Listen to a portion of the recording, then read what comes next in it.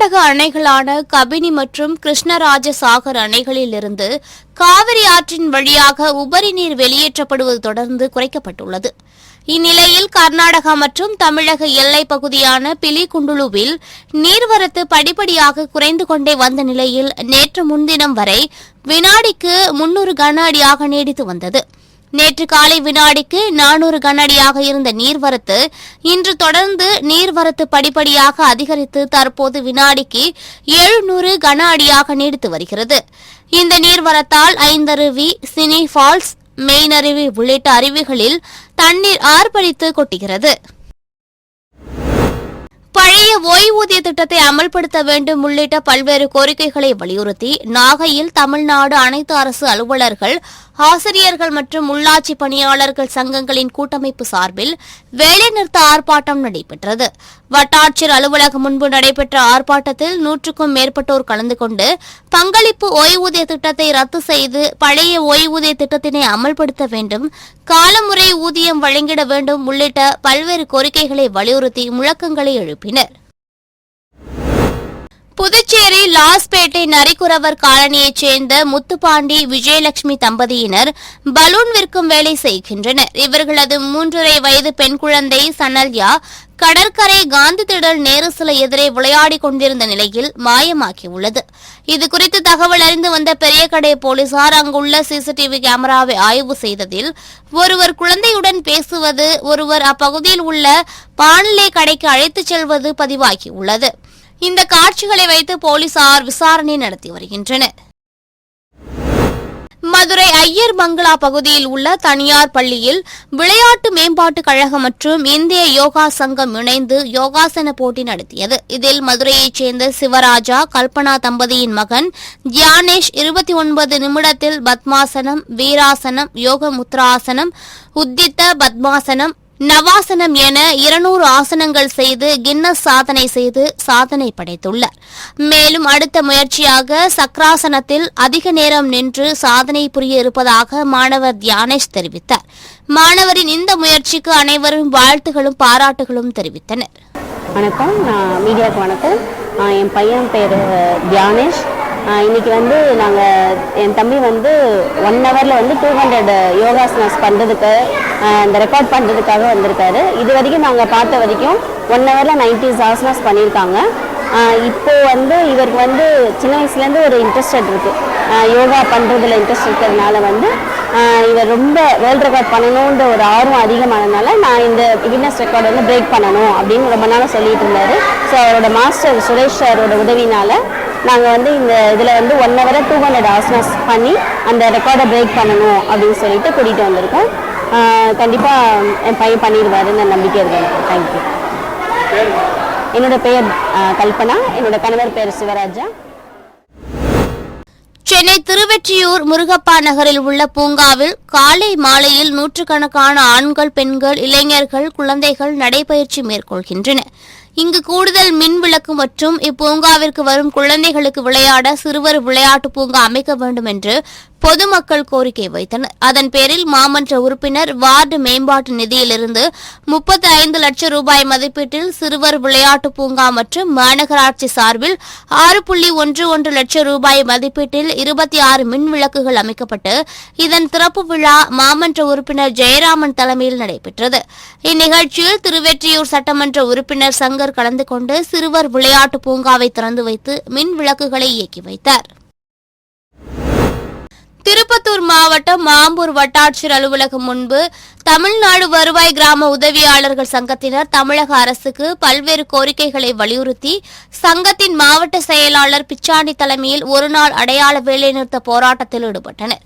இதில் தமிழ்நாடு வருவாய் கிராம உதவியாளர்களுக்கு சிபிஎஸ் திட்டத்தை ரத்து செய்து ஜிபிஎஃப் பென்ஷன் திட்டத்தை அமல்படுத்த வேண்டும் உள்ளிட்ட கோரிக்கைகளை வலியுறுத்தினர்.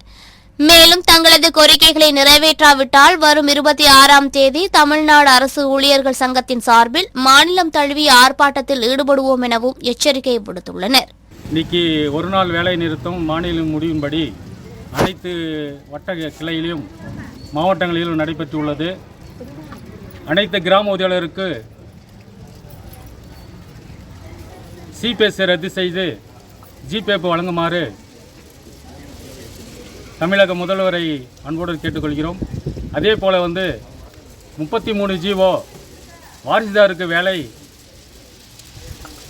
வழங்கி கொண்டிருந்த சமீபத்தில் அது நீக்கம் செய்யப்பட்டுள்ளது. தமிழக முதல்வர்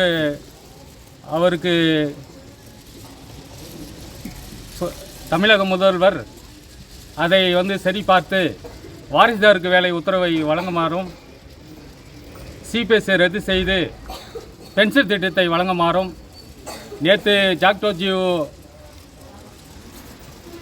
அமைப்பாளர்கள் பேசும்போது கண்டிப்பாக நான் செய்கிறேன் என்று உறுதி அளித்தார்.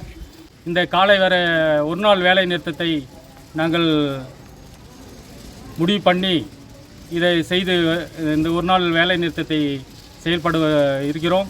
அதேபோல் அந்த கோரிக்கை நிறைவேற்றால் 26ஆம் தேதி அனைத்து மாவட்டங்களிலும் காலைவரட்ட வேலை நிறுத்த மாநிலம் முடிவுபடி நடக்குமாறு அன்போடு கேட்டுக்கொள்கிறேன். செங்கல்பட்டு மாவட்டம் வேடந்தாங்கல் கிராமத்தில் உள்ள அரசினர் மேல்நிலைப் பள்ளியில் ஊராட்சி மன்ற தலைவர் வேதாச்சலம் ஏற்பாட்டில் தமிழ்நாடு அரசின் விலையில்லா மிதிவண்டி வழங்கும் நிகழ்ச்சி நடைபெற்றது. இதில் காஞ்சிபுரம் நாடாளுமன்ற உறுப்பினர் செல்வம், ஒன்றிய செயலாளர் தம்பு ஆகியோர் கலந்து கொண்டு பள்ளி மாணவ மாணவிகளுக்கு மிதிவண்டிகளை வழங்கினர். அரியலூர் மாவட்ட காவல்துறை சார்பில் சைபர் கிரைம் குறித்து நடைபெற்ற விழிப்புணர்வு பேரணியை மாவட்ட காவல்துறை கண்காணிப்பாளர் செல்வராஜ் தொடங்கி வைத்தார். அண்ணா சிலையில் தொடங்கிய இப்பேரணி சின்னக்கடை தெரு, செந்துறை சாலை, இருசுக்குட்டை உள்ளிட்ட முக்கிய வீதிகள் வழியாக சென்று அரியலூர் அரசு கலைக்கல்லூரியில் நிறைவடைந்தது. பேரணியில் அரசு கலைக்கல்லூரி மாணவர்கள், காவல்துறை உயர் அதிகாரிகள், காவலர்கள் என ஏராளமானோர் கலந்து கொண்டு இணையதளத்தை கவனமாக கையாள்வோம், அறிமுகம் இல்லாதவர்களிடமிருந்து வரக்கூடிய லிங்குகளை ஓபன் செய்ய வேண்டாம் என்பது உள்ளிட்ட பல்வேறு விழிப்புணர்வு வாசகங்கள் அடங்கிய பதாகைகளை கையில் ஏந்தியவாறும் முழக்கங்கள் செய்தவாறும் பேரணியாக சென்றனர். கோவை மாவட்டம் பொள்ளாச்சி நகர 36 வார்டுகளில் வசிக்கும் பொதுமக்களின் குடிநீர் தேவையை தீர்ப்பதற்காக 1,10,00,000 ரூபாய் மதிப்பீட்டில் மின் மோட்டார் அமைக்கும் பணிகள் மேற்கொள்ளப்பட்டு வந்தது. இப்பணிகள் முடிவுற்ற நிலையில் நகரமன்ற தலைவர் ஷியாமலா, நவநீத கிருஷ்ணன் மற்றும் கமிஷனர் சுப்பையா ஆகியோர் சுத்திகரிப்பு நிலையத்தை பொதுமக்கள் பயன்பாட்டிற்கு துவக்கி வைத்தனர். நகராட்சியில் மக்கள் தொகை ஒரு குறிப்பிட்ட அளவு அதிகரித்திருக்கிறது. அதுக்கு ஏற்றவாறு வாட்டர் சப்ளை அந்த அளவுக்கு அதுக்குண்டான ஸ்கீம்ஸோ, புது ஸ்கீம்ஸோ இல்லை இம்ப்ரூவ்மெண்ட்ஸோ எதுவுமே கடந்த ஆட்சியில் அவங்க பண்ணலை. ஆனால் இப்போது நாம் வந்ததுக்கப்புறம் இன்றைக்கி 1,10,00,000 மதிப்பீட்டில் அதுக்குண்டான உபகரணங்கள், motor, panels, valve, interlink valves, transformer எல்லாமே வாங்கி இன்றைக்கி அதுக்குண்டான ப்ராஜெக்ட்ஸை நம்ம இன்ஸ்டால் பண்ணியிருக்கோம். இதனால் பொள்ளாச்சி நகராட்சியில் இருக்கிற 36 வார்டு மக்களும் ஒரு நாள் வாட்டர் சப்ளை கண்டிப்பாக அவங்களுக்கு கிடைக்கும். தென்காசி மாவட்டம் ஆலங்குளம் ஊராட்சி ஒன்றிய அலுவலகம் அருகே வேளாண்மை விரிவாக்க மைய அலுவலகம் உள்ளது. இந்த அலுவலக கட்டடம் பழுதானதால் 2,75,00,000 ரூபாய் மதிப்பில் புதிய அலுவலகம் கட்ட நிதி ஒதுக்கீடு செய்யப்பட்டு இதற்கான அடிக்கல் நாட்டு விழா நடைபெற்றது. இதில் ஆலங்குளம் யூனியன் சேர்மன் திவ்யா மணிகண்டன், தென்காசி வேளாண்மை இணை இயக்குநர் பத்மாவதி ஆகியோர் அடிக்கல் நாட்டினர். இவ்விழாவில் ஆலங்குளம் வேளாண்மை உதவி இயக்குநர் அறிவழகன், வட்டார வளர்ச்சி அலுவலர் கணேசன் உள்பட அரசு அதிகாரிகள், அலுவலர்கள் கலந்து கொண்டனர். டெல்லியில் பல்வேறு நாடுகள் கலந்து கொண்ட சர்வதேச கிக் பாக்ஸிங் போட்டியில் தேனி மாவட்டம் ஆண்டிப்பட்டி அருகே உள்ள கன்னியப்பிள்ளைப்பட்டி கிராமத்தைச் சேர்ந்த மாணவி சம்சிதா தங்கப்பதக்கத்தையும், கிருபாஸ்ரீ என்ற மாணவி வெண்கலப் பதக்கத்தையும் பெற்று தமிழ்நாட்டிற்கு பெருமை சேர்த்தனர். இந்நிலையில் சொந்த ஊர் திரும்பிய மாணவிகளுக்கு மேளதாளங்கள் முழங்க ஆரத்தி எடுத்து உற்சாக வரவேற்பு அளிக்கப்பட்டது. இதனைத் தொடர்ந்து மாணவிகளின் பயிற்சியாளர் துரைமுருகன் அவர்களுக்கு சால்வை அணிவித்து கௌரவப்படுத்தப்பட்டது. திண்டுக்கல் மாவட்டம் நத்தம் அருகே செல்லப்ப நாயக்கன்பட்டி ஊராட்சி குமரேசபுரத்தில் வசித்து வருபவர் குமரன். இவர் அப்பகுதியில் உள்ள தனியார் தோட்டத்தில் காவலுக்கு வேலை செய்து வருகிறார். அந்த தோட்டத்தில் இவர் 8 செம்மறி ஆடுகளை வாங்கி கடந்த 5 மாதங்களாக வளர்த்து வருகிறார். இந்நிலையில் இரவு தோட்டத்தில் உள்ள ஆட்டுக்கிடையில் ஆடுகளை அடைத்துவிட்டு வீட்டிற்கு சென்ற அவர் காலை வழக்கம் போல் ஆடுகளை அவிழ்த்துவிட ஆட்டுக்கிடைக்கு வந்துள்ளார். அப்போது அங்கு ஒரு ஆடுகள் கூட இல்லாததை கண்டு அதிர்ச்சி அடைந்த அவர் தோட்டம் முழுவதும் தேடியபோது தெருநாய்கள் கடித்து அனைத்து ஆடுகளும் ஆங்காங்கே உயிரிழந்து கிடந்ததைக் கண்டு கதறி அழுதுள்ளார். மேலும் ஆடுகள் இருந்ததால் வாழ்வாதாரம் பாதிக்கப்பட்டுள்ள தனக்கு அரசு இழப்பீடு வழங்க வேண்டும் என்று கண்ணீர் மல்க அவர் கோரிக்கை விடுத்துள்ளார். திண்டுக்கல் மாவட்டம் நத்தம் சிலப்பாங்கி பஞ்சாயத்து மூங்கில்பட்டி குபேஸ்வரர் அருகிலே ஒரு தென்னந்தோப்பு காத்து வந்து அதில் 8 செம்பு குட்டி வாங்கி வளர்த்து வந்து எப்பவும் போல் வளர்க்கும் போது மேய்ச்சி அடைச்சிட்டு கிடையில் அடைச்சிட்டு போயிருக்கேன். காலையில் அதிகாலை வந்து பார்க்கும்போது கிடையில் ஆட்டுக்குட்டியை காணும், பூரா வலைகள்லாம் அடித்து நொறுக்கி கிடந்தது. என்னடான்னு பார்த்தா ஒரு குட்டியை மட்டும் நாய் துரத்தி வந்தது. அதை பார்த்ததா அவனை தோப்புகளை பார்க்கும்போது அவனை கடித்த ஆட்டுக்குட்டி அவனை செத்து கிடக்குது. எப்படி ஒரு குட்டி 10 ரூபா 12 ரூபாய்க்கு போகும். இந்த அரசாங்கம் இந்த எனக்கு இழப்பீடுக்கு ஏதாவது நஷ்டீடு வழங்கும். திருப்பூர் மாநகராட்சி அலுவலகம் எதிரே தமிழ்நாடு அனைத்து அரசு அலுவலர்கள், ஆசிரியர்கள் மற்றும் உள்ளாட்சி பணியாளர்கள் சங்கங்களின் கூட்டமைப்பு சார்பாக ஒருநாள் அடையாள வேலைநிறுத்த போராட்டம் நடைபெற்றது. அதில் திமுக அரசு தேர்தல் அறிக்கையில் கொடுத்த வாக்குறுதியின்படி பங்களிப்பு ஓய்வூதிய திட்டத்தினை ரத்து செய்துவிட்டு பழைய ஓய்வூதிய திட்டத்தினை அமல்படுத்த வேண்டும், நிறுத்தி வைக்கப்பட்டுள்ள சரண் விடுப்பு சலுகை மீண்டும் வழங்க வேண்டும் உள்ளிட்ட 10 அம்ச கோரிக்கைகளை வலியுறுத்தி கோஷங்களை எழுப்பினர். பின்னர் தமிழக அரசு 26ஆம் தேதிக்குள் தங்கள் கோரிக்கைகளை நிறைவேற்றவிட்டால் 26ஆம் தேதி முதல் காலவரையற்ற போராட்டத்தில் ஈடுபட போவதாகவும் அவர்கள் எச்சரித்தனர். தமிழ்நாடு அரசு அலுவலர்கள், ஆசிரியர்கள் மற்றும் உள்ளாட்சி பணியாளர்களுடைய கூட்டமைப்பு சார்பாக இன்றைய ஒரு நாள் அடையாள வேலை நிறுத்தமும் அதையொட்டி ஆர்ப்பாட்டமும் நடத்தி கொண்டிருக்கிறோம். எங்களுடைய கோரிக்கை என்பது அரசு ஊழியர் ஆசிரியர்களுடைய கோரிக்கை அல்ல, திமுகவினுடைய தேர்தல் வாக்குறுதியை நிறைவேற்றி சொல்லித்தான் இந்த போராட்டத்தை நாங்கள் நடத்தி கொண்டிருக்கிறோம்.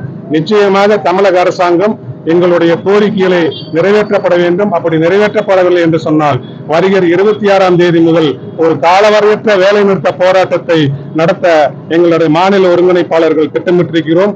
அந்த காலவரையற்ற வேலைநிறுத்தத்துக்கு பிறகும் எங்களுடைய கோரிக்கைகளை நிறைவேற்றப்படவில்லை என்று சொன்னால் வருகின்ற 2024 நாடாளுமன்ற தேர்தலிலே எப்படி 2004 தேர்தலிலே அன்றைக்கு இருந்த அதிமுக அரசாங்கத்துக்கு எதிராக ஒரு பணி முடித்தோம் பகை முடித்தோம் என்கின்ற புரட்சியை நடத்தினோமோ அதே போல புரட்சியை வருகின்ற நாடாளுமன்ற தேர்தலிலே அரசு ஊழியர்களும் ஆசிரியர்களும் நிகழ்த்துவோம் என்பதை தெரிவித்துக் கொள்கிறோம்.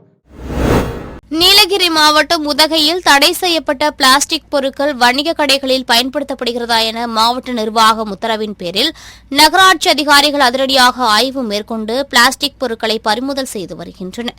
இந்நிலையில் உதகை சேரிங் கிராஸ் பகுதியில் நகராட்சிக்கு சொந்தமான கடைகளில் நகராட்சி ஆணையாளர் ஏகராஜ் தலைமையில் நகராட்சி அதிகாரிகள் ஆய்வு மேற்கொண்டனர். இந்த ஆய்வில் நகராட்சிக்கு சொந்தமான கடைகளில் வியாபாரிகள் 10 லட்சம் ரூபாய் வரை கடை வாடகை பாக்கி வைத்திருந்தது கண்டுபிடிக்கப்பட்டது.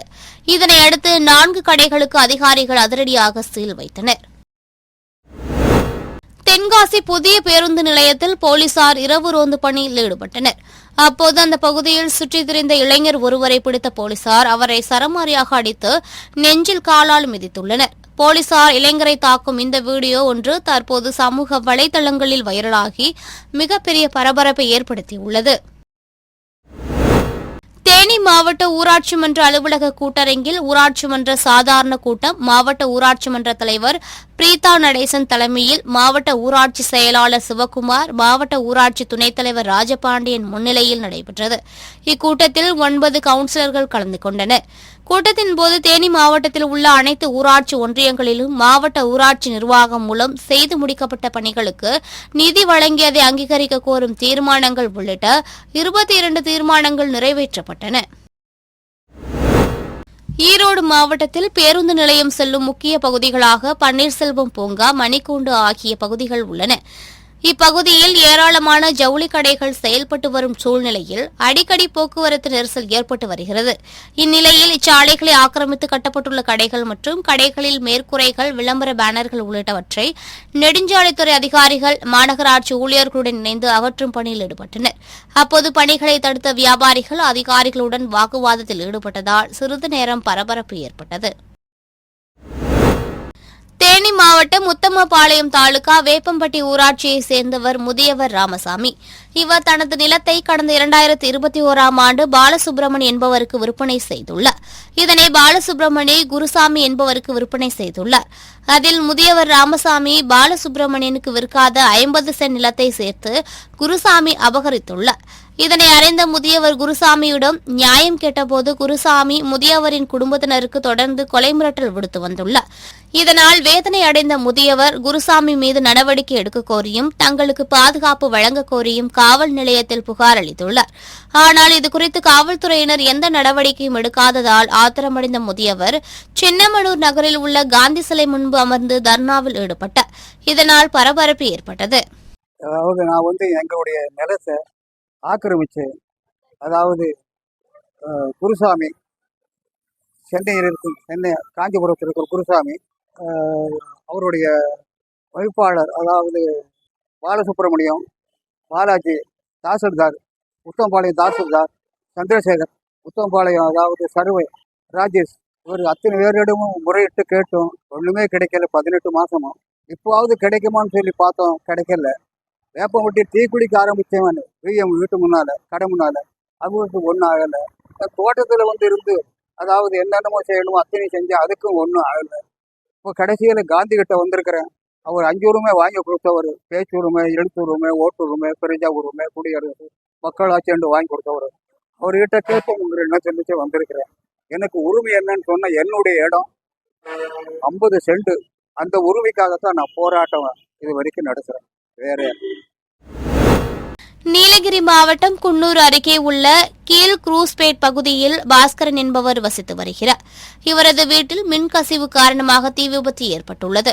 இந்த தீ மளமளவென பரவி வீட்டில் இருந்த பொருட்கள் அனைத்தும் எரிந்து நாசமாக்கியுள்ளது. இதுகுறித்து அப்பகுதி மக்கள் அளித்த தகவலின் பேரில் சம்பவ இடத்திற்கு வந்த தீயணைப்புத் துறையினர் உடனடியாக செயல்பட்டு தீயை அணைத்தனர். இதனால் அப்பகுதியில் சிறிது நேரம் பரபரப்பு ஏற்பட்டது. திருவாரூர் மாவட்டம் குடவாசல் பேரூராட்சி இறைச்சி மார்க்கெட்டில் சர்புதீன் என்பவர் ஆட்டு இறைச்சி வியாபாரம் செய்து வருகிறார். இவரது கடையில் குடவாசல் வட்டார உணவு பாதுகாப்பு அலுவலர் மகேஷ் மற்றும் காவல்துறையினர் ஆய்வு செய்ததில் இறந்து போன ஆட்டை விற்பனைக்காக வைத்திருந்தது கண்டுபிடிக்கப்பட்டது. இதனையடுத்து இறந்த ஆட்டை கைப்பற்றிய அதிகாரிகள் இறைச்சி கடையை பூட்டி சீல் வைத்து கடை உரிமையாளரிடம் நோட்டீஸ் வழங்கினர்.